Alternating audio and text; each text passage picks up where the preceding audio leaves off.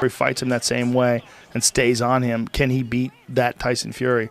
Because Tyson Fury was just boxing his face off. When this does happen, who would you pick out the gate on this one? You have to pick Tyson Fury. Yeah. Because I think he won the first fight.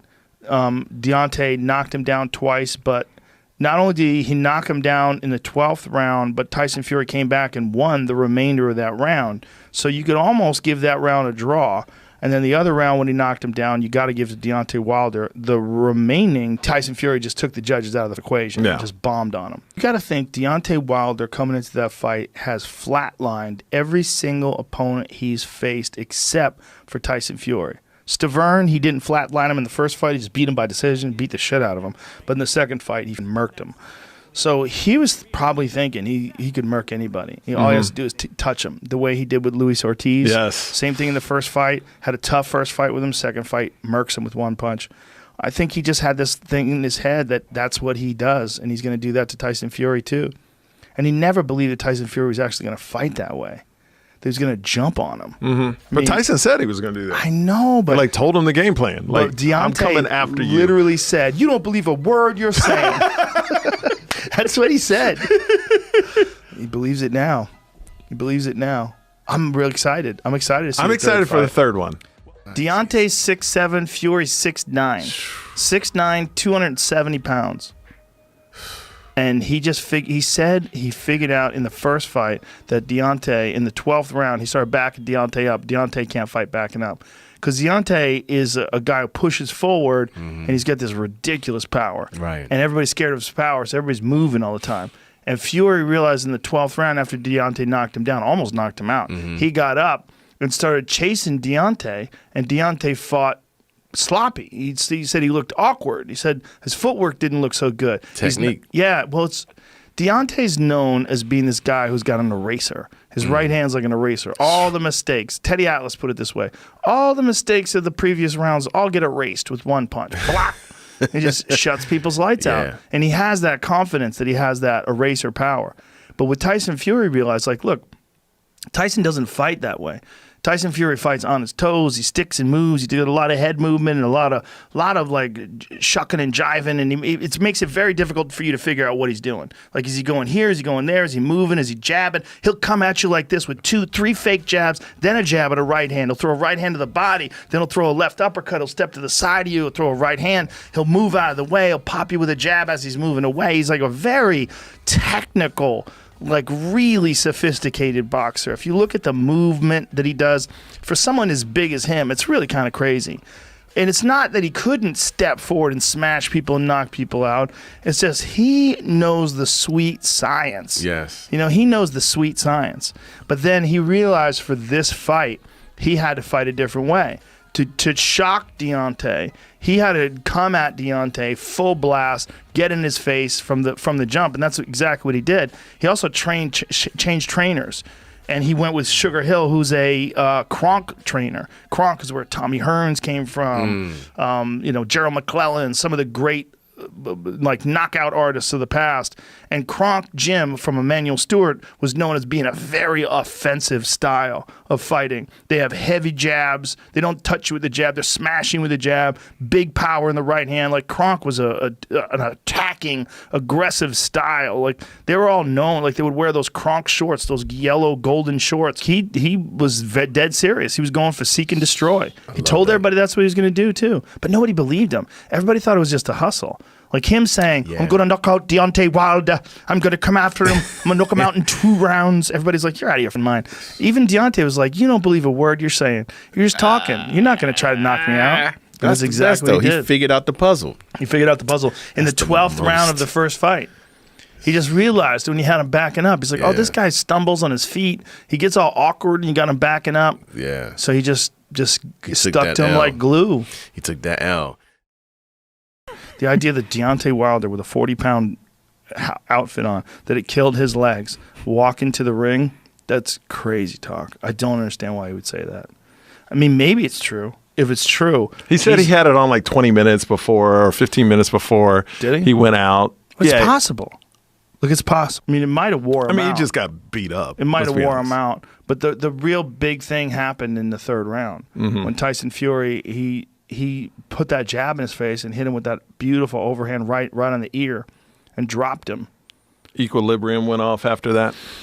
Does that cause equal? Oh yeah, 100%. Okay, because he was bleeding out of his ear. Out of his ear, yeah. So that's a significant injury. It could be a ruptured eardrum. When you get hit on the ear like that, like a lot of times your eardrum ruptures. Happens all the time. And when that happens, you don't know how to stand upright. Your body's all wacky. It's not moving correctly, and that's what it looked like with him. And that's what I was saying when I was watching it. I was like, his equilibrium's off. I go, this is what's going on. And then eventually the commentator said it as well. But his legs weren't under him. But also he was getting bombed on. Oh, yeah. He was getting bombed on. And Tyson Fury was hanging on him. He would wrap his arm around his head and lean on him with that 270 pounds. So he's carrying all that shit too. And Tyson Fury did something that had never been done before, and that he bullied Deontay Wilder. He got on, and he came in heavy. And a lot of people thought he came in too heavy. But I think one of the reasons why he came in heavy is this is part of the strategy. He went to, what's up? You got something? Yeah. Did not have a broken eardrum, apparently. A minor laceration to his ear. Wilder did not have a broken jaw, someone speculated, nor did he have a broken eardrum. He had a 2-centimeter cut on his ear that took 7 stitches to close. Defeat to Fury was the first of Wilder's professional career. That's interesting. So even though he didn't have a ruptured eardrum, he still took a significant shot to the ear, which oftentimes fucks up your equilibrium. Mm-hmm. And any shot to the temple, to the ear, a lot of times that fucks up your balance. But he got bombed on. Oh yeah. And Tyson Fury figured something out in the first fight, that in the 12th round, Deontay did not like it when he came after him. He said he doesn't fight well backing up. He said he's awkward on his feet.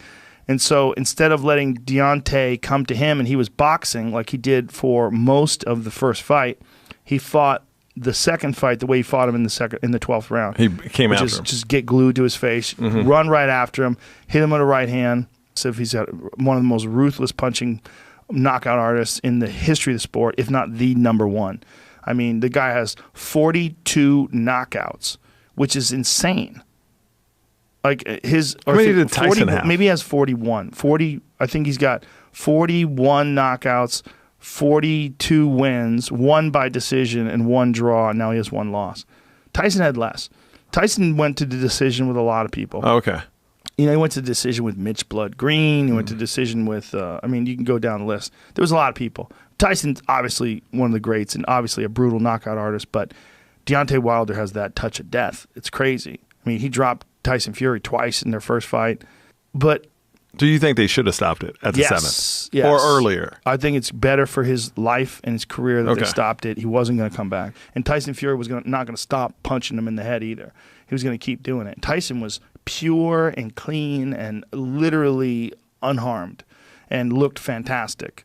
I mean, he'd been hit a couple of times, but no problems. Yeah. There was nothing that rocked him, nothing that hurt him. A few punches bounced off of him, but he was putting it on Deontay. What's going on with Tyson Fury and Deontay Wilder? Do you think that Tyson knew that he was going to have to defend against Deontay and that this whole Anthony Joshua thing, because that's what Joshua thinks, that he knew the whole time that he wasn't going to be able to make that fight, and they were just letting them get all hyped up about it, but knew he had to really face Deontay Wilder because of the lawsuit. No, it's 100% not true. Not true. No, there was an arbitration going on, and they were actively trying to, and I know this on firsthand knowledge, they were actively trying to make sure that they he was trying to get out of the third fight. He thought that he had a contractual right not to have to fight that third fight because it had to happen at a certain time. And the arbitration's confidential, but I know what was going on, and I know that they were actively trying to make sure that he didn't have to fight that third fight. So I don't believe in the conspiracy theory. I think Tyson Fury he's call him whatever you want, but that's a man right there. He'll fight anyone. That's a fact. I mean, if you ever see him live in a gym, I mean, everyone who's watching the sparring's jaw is on the floor to watch this guy, as big as he is, with back fat. I do love that he gets fat. That back fat Yeah. is like some stubborn, they look like 2 ham hocks, and you see him and you're like... That's beer. He moves like a gazelle. He is I've never seen anything like it. Lennox has watched him and be like this. I can't believe what I'm seeing. He's just remarkably gifted.